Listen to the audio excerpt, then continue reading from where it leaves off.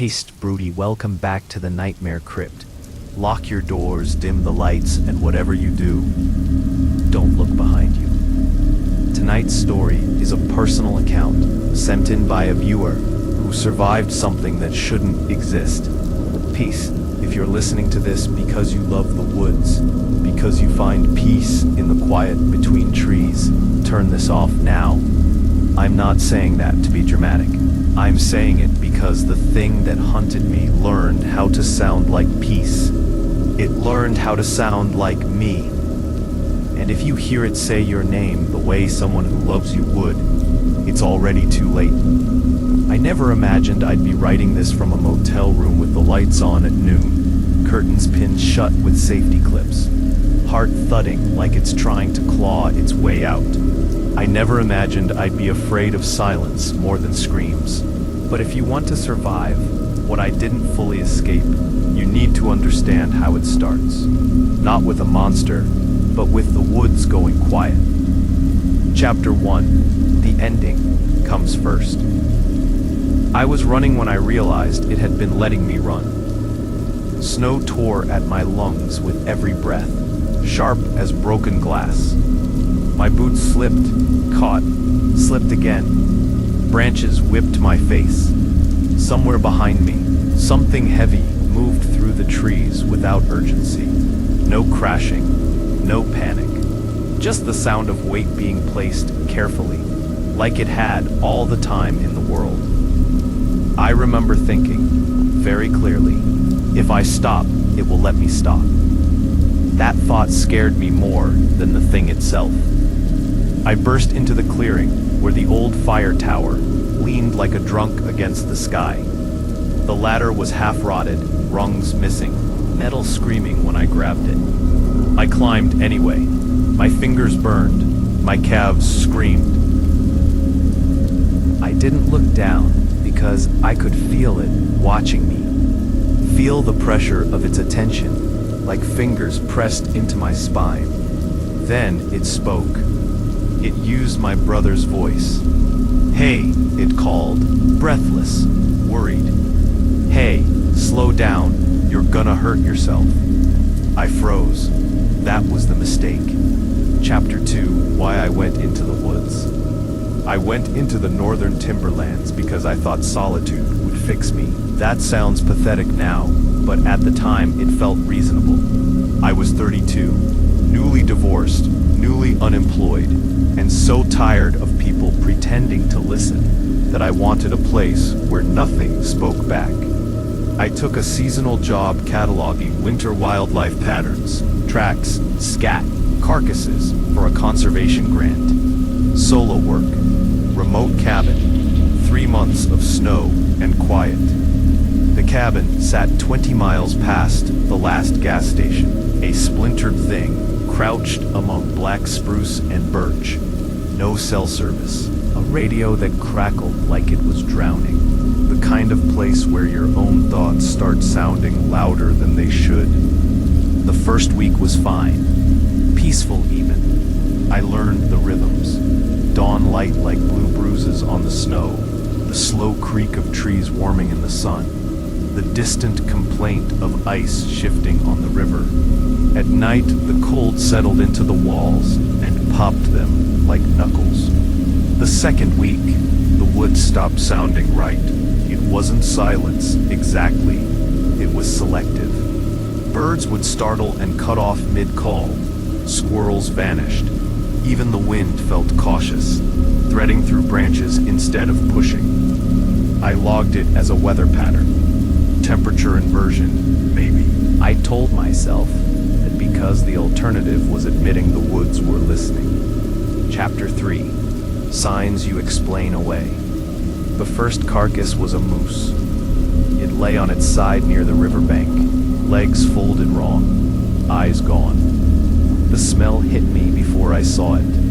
Sweet and thick, like spoiled meat, wrapped in pine sap. Predation wasn't unusual, but this was surgical.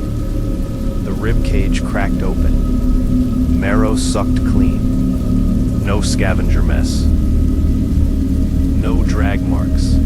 The snow around it was packed flat, with impressions too large to be wolf, too deep to be bear. Long, narrow, almost careful. I took photos, measurements, told myself it was starvation, told myself I didn't know everything. The second carcass was a deer strung up between two trees, tendons peeled back, hide split with something sharp. The smell of rot was stronger there, layered with a coppery tang that made my mouth water and my stomach turn. I started sleeping with the radio on, volume low. Human noise felt like armor. That's when I heard my name outside for the first time. It came from the tree line just after dusk, soft and uncertain, like someone checking if I was awake. "Hey," it said, my name drawn out, familiar. I didn't answer. I stood there with my hand on the doorframe, heart pounding, telling myself it was auditory pareidolia, wind in the branches, stress. Then it laughed, not loud, not menacing, just a small private chuckle. My chuckle, the one I make when I'm embarrassed. I locked the door. I didn't sleep. Chapter 4. The smell of hunger. By the third week, the smell followed me. Rotted meat, always just under the clean bite of cold air. It clung to my clothes, my hair. No matter how far I walked, it stayed the same distance behind me, like a bad memory. Tracks appeared outside the cabin every morning, not approaching, circling. The snow was pressed down in long ovals, toes pointed inward, stride impossibly wide. Sometimes the impressions stopped inches from the door, as if whatever made them had leaned close enough to listen. Scratches showed up on the doorframe, thin at first, then deeper, wood peeled back in curls. I told myself it was a wolverine. I told myself a lot of things. The worst part wasn't fear, it was doubt. I started questioning my notes, my photos, my own senses.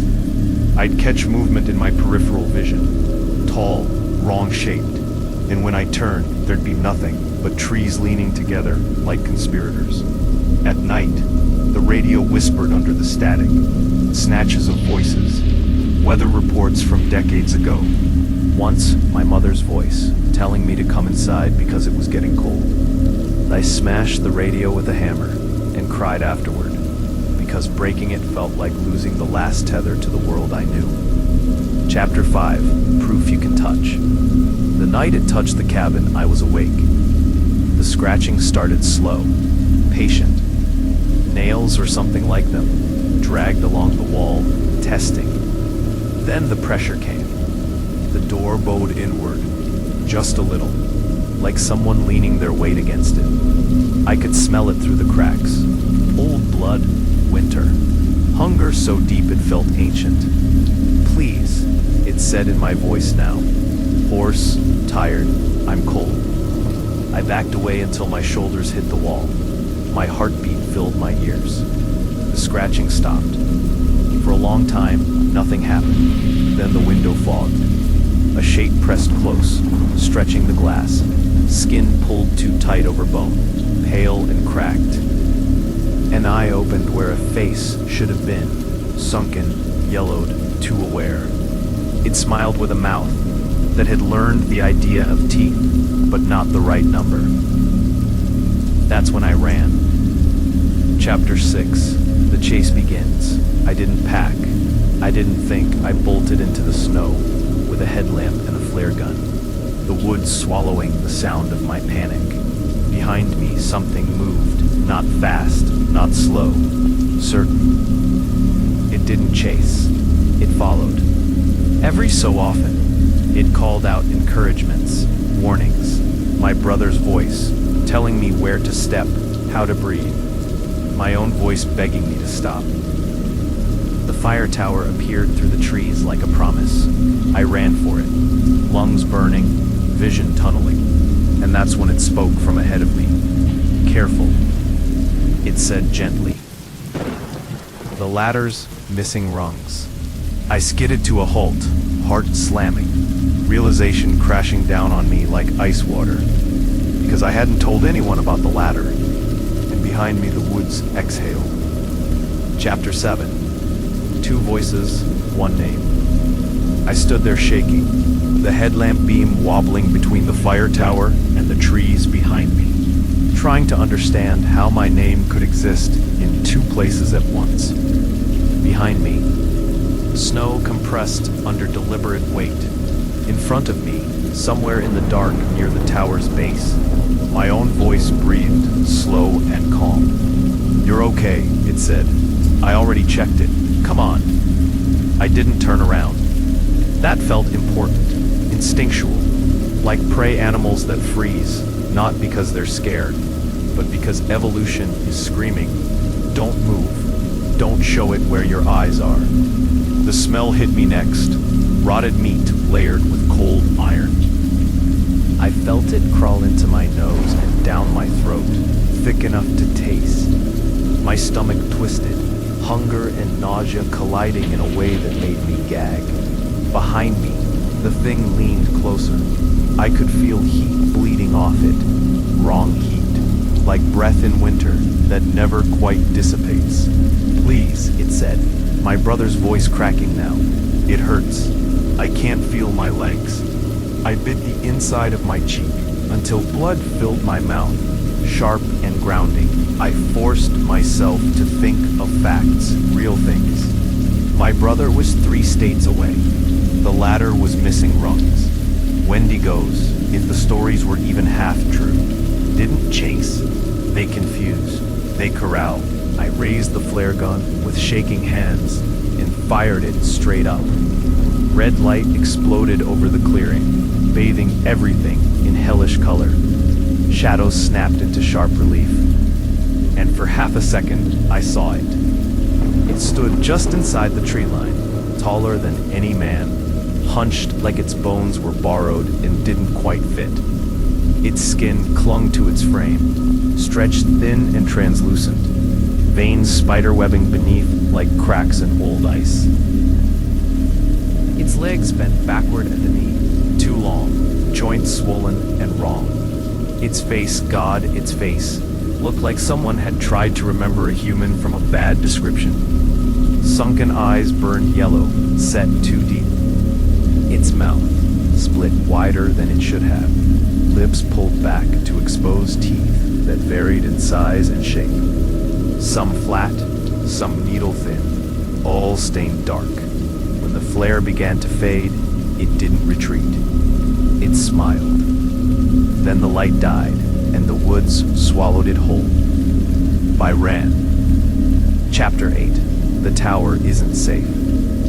The fire tower ladder screamed under my weight. Rust flaked off into my gloves. I climbed blind. Breath coming in wet sobs, every muscle burning with cold and terror. Below me, something circled the base.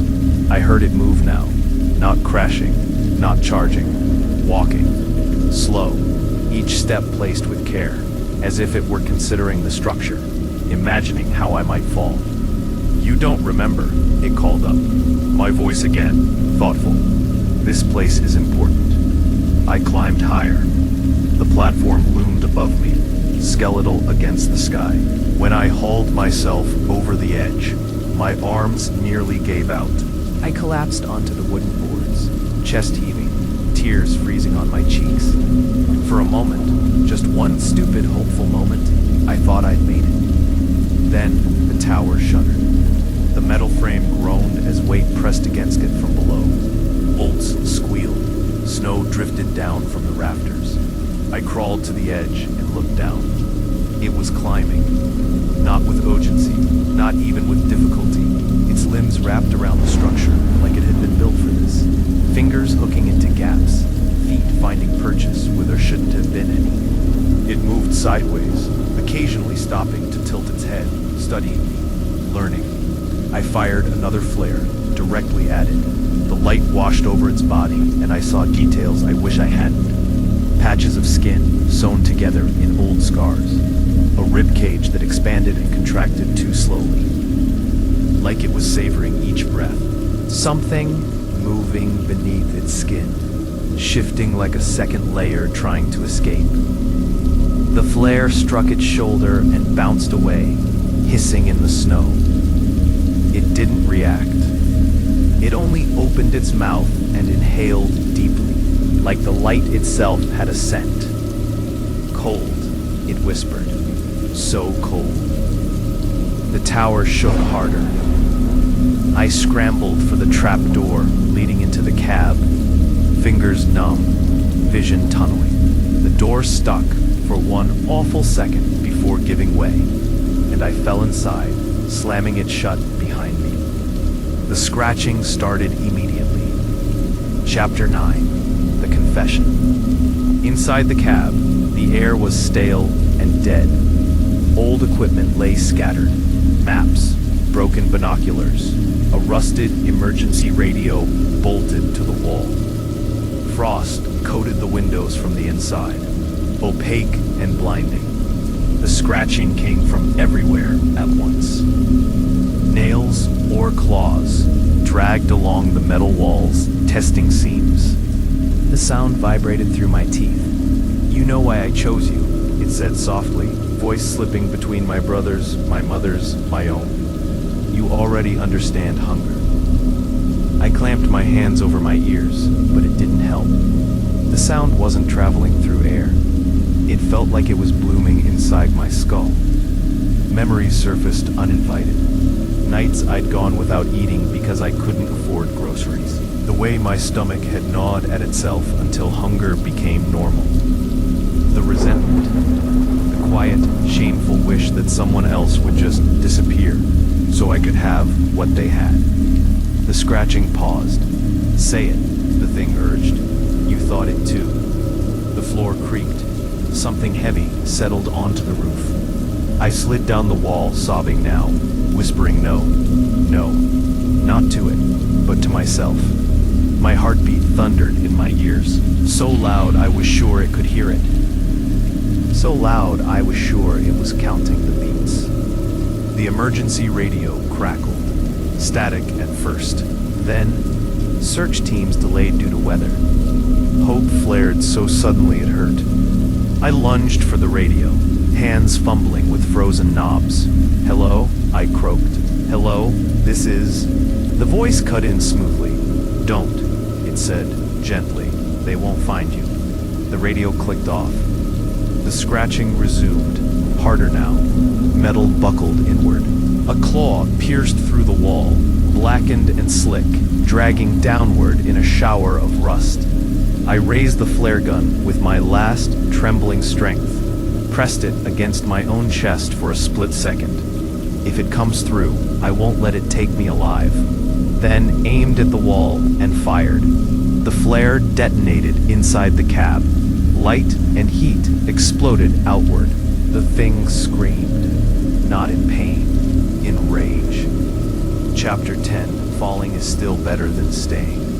The explosion tore a hole through the side of the tower. Wind screamed in, stealing my breath. Smoke filled the cab, acrid and choking. Through the torn metal, I saw the thing recoil, its face twisted, skin blistering and peeling back from bone. It thrashed against the structure, claws tearing gouges deep enough to weaken it. The tower lurched. I didn't think. I jumped. The fall knocked the world out of me. Snow punched the air from my lungs. White swallowed everything. When sensation came back, it came in pieces. Burning cold, screaming joints, the copper taste of blood. I lay there gasping, staring up at the tower as it groaned and finally collapsed sideways in a shriek of tearing metal. Something howled from beneath it, furious, betrayed. I crawled. Every movement sent knives of pain through my body, but adrenaline carried me forward. The woods opened up ahead, the river somewhere beyond. If I could reach the ice, a hand closed around my ankle. I screamed. It dragged me backward with terrifying ease, nails biting through my boot, into my skin. I kicked wildly, heel connecting with something hard. The grip tightened. Almost, it murmured, voice trembling with excitement. "You were almost ready." I twisted, slammed the flare gun down onto its wrist, pulled the trigger. The flare ignited at point-blank range. The thing shrieked again, this time high and animal, and released me. I didn't wait. I didn't look back. I ran toward the river, limping, bleeding, lungs tearing themselves apart, and heard my own voice, right behind me, whispering, "You can't outrun winter."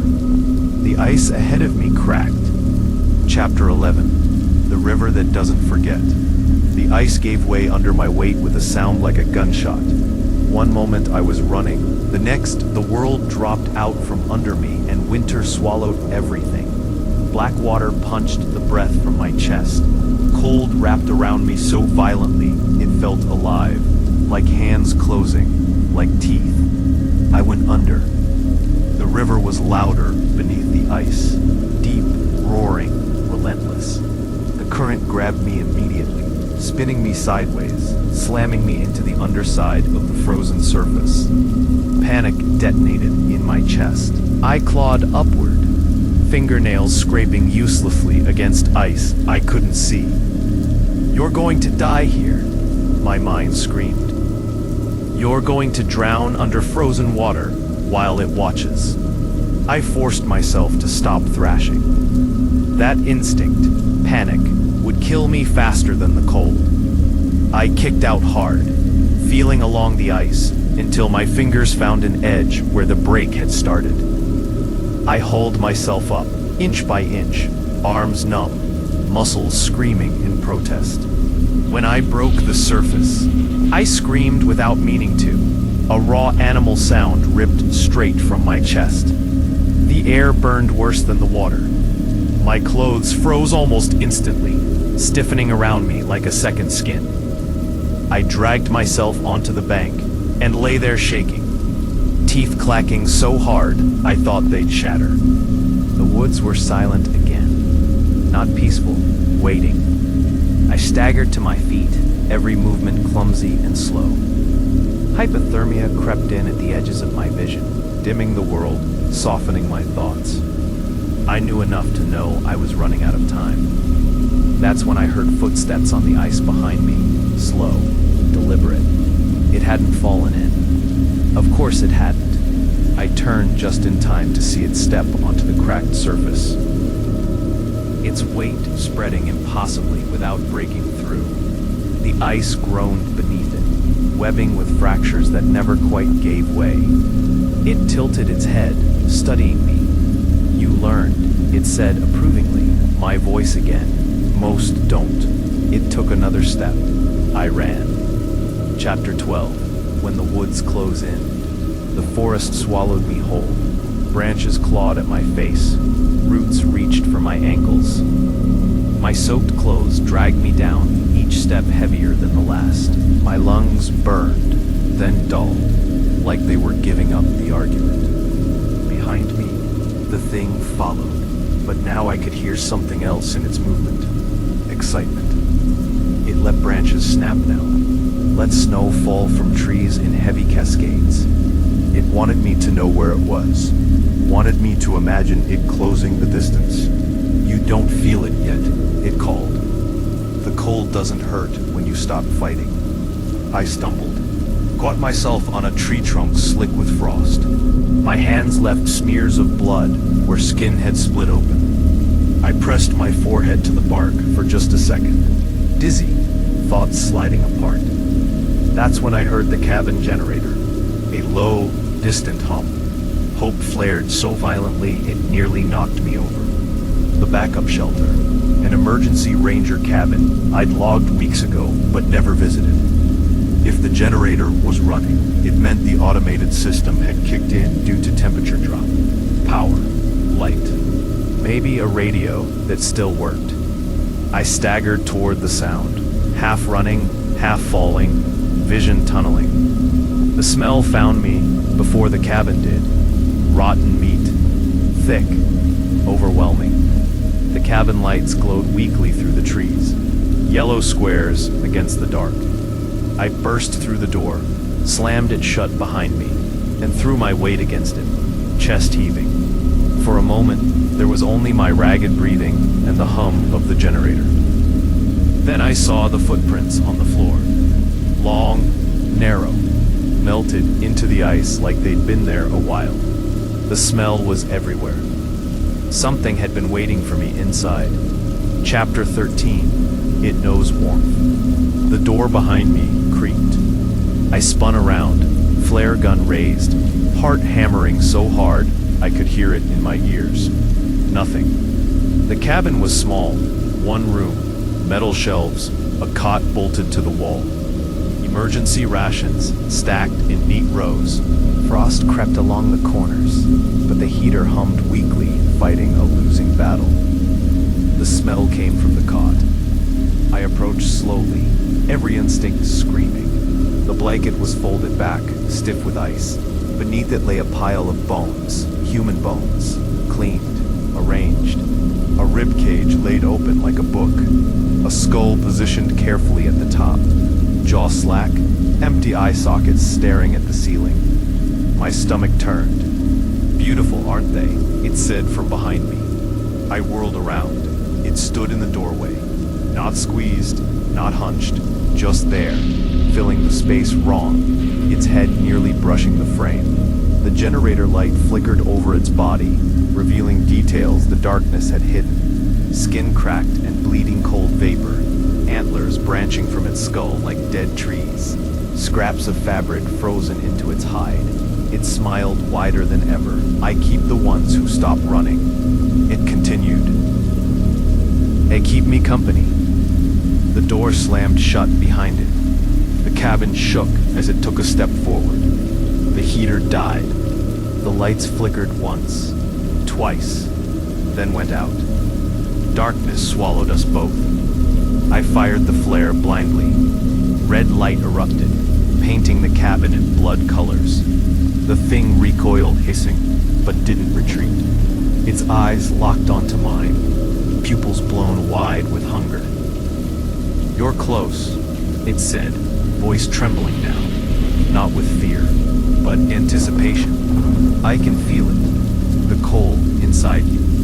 I backed toward the shelves, hands scrabbling. My fingers closed around a flare canister, then another. An idea sparked, desperate and wild.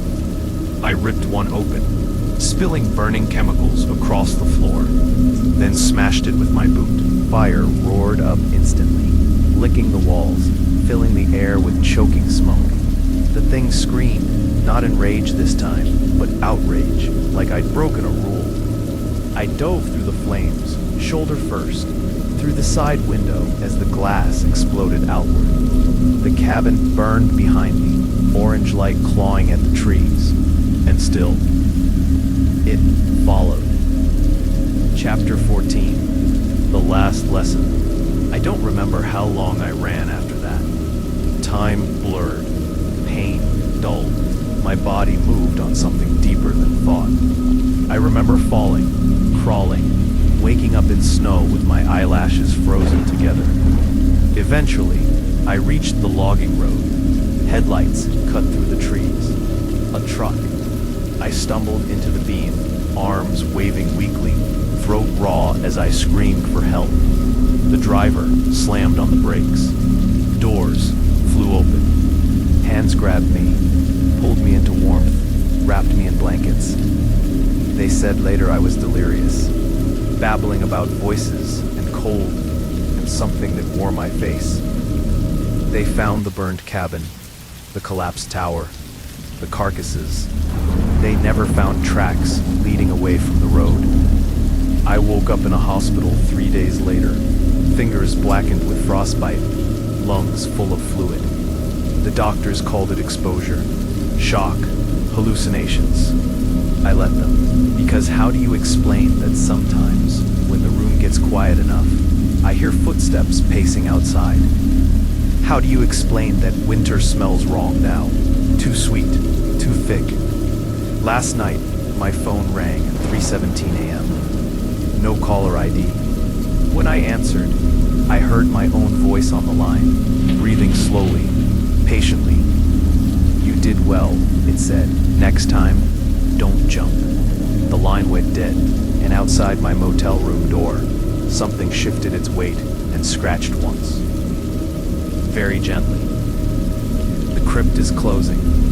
For now. If this story chilled your blood, hit that subscribe button. Leave a like to keep the shadows at bay, and share this video with someone who hates the dark. Stay safe out there, because in the crypt, the stories never truly die.